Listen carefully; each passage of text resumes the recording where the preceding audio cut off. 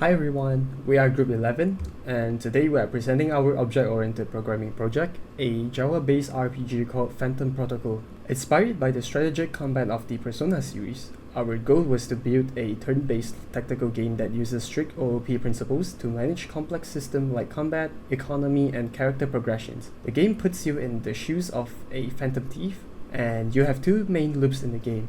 First of all is the combat loop, where you enter the metaverse and to fight the shadows or the enemy using a tactical battle system. The second is the daily life loop, where you manage your time between schools and evening to train stats or buy supplies. So without further ado, let's jump straight into a demo to show you how this works. Okay, right now we are in the main menu and I'm going to choose option 4 to visit the clinic first. As you can see, the shop system checks my inventory and it tells me I own 0 medicine.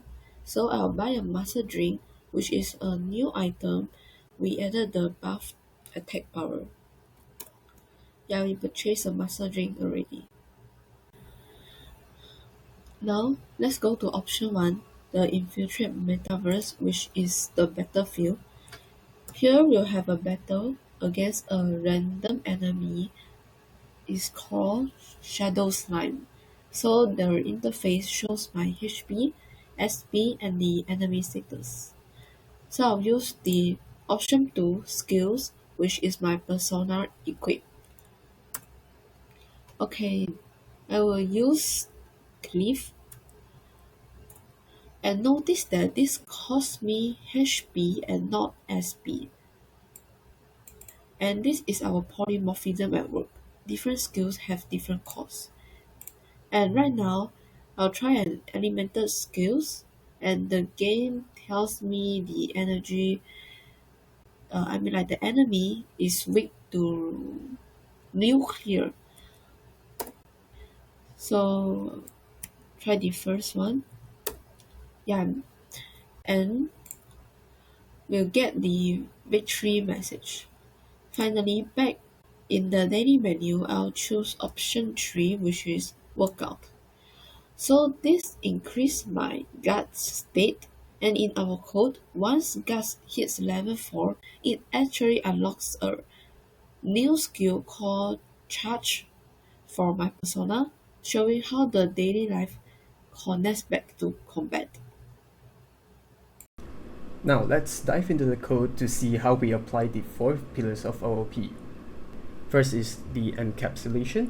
If you see at our game character class, you can see that critical attributes like current HP, current max HP, current SP, max SP are all marked as private.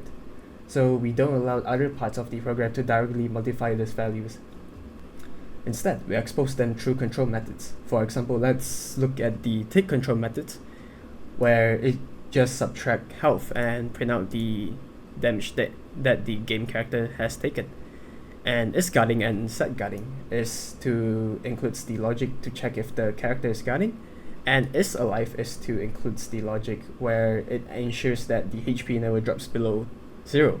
And all of this method protects our game state from bugs. And next up is about inheritance. To avoid code repetition, we create a parent class called game character, which is this in the UML. And in this game character class, it holds all the shared logic like names, HPs, and status effect. As you can see here in the UML, our enemy class is inheriting from game character. And in the code, you can see that our enemy class is extending from game character class. This means that the enemy class automatically inherits the health management and is alive methods that checks without us needing to rewrite the code. And next up is about the hero class, which is also inheriting from the game character. And the code you can see, the hero class is extending from game character class. It adds some unique features, for example, like heroes have social stats, they have some inventory in it, equipment, and some battle stats. And next up is polymorphism. I can show you an example in our item system. As you can see, we have an abstract use method. Both a potion and a muscle drink are items, but we can use .use method to use the potion and the potion heals HP while the muscle drink buff attack. The game loop treats them exactly the same, which makes adding new items very easy. And finally, about composition. Our hero doesn't just have stats, he has a persona, which is shown in the UML over here. And the persona class is composed of a list of skills. This is a part of relationship, so if we delete the persona, which is named Arsene, his specific skill set is gone too, basically. And this modular structure allows us to swap personas or add new ones without breaking the hero class. Next, I also want to highlight the cardinality in our design. If you look at the relationship between hero and item, you can see a 0 to many relationship. This notation represents that while there's only one hero, that hero can carry 0 to many items in their inventory. This is reflected in our code using a Java list, which allows the inventory to grow dynamically as the player visits the shop.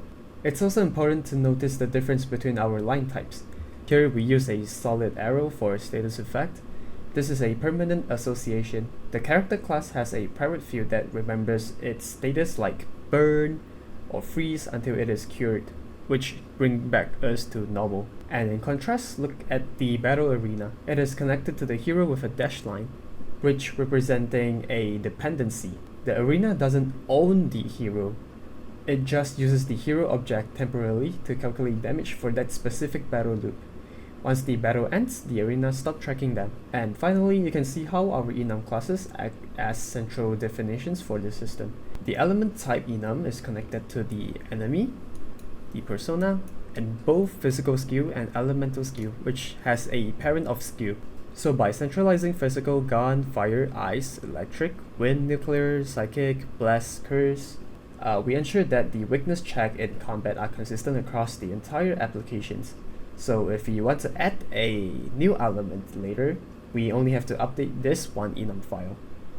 And to conclude, Phantom Protocol successfully meets all the assignment requirements, and we have a working console interface, a robust class hierarchy with over 6 classes, and we have successfully implemented a complex logic like turn-based combat and stat scaling.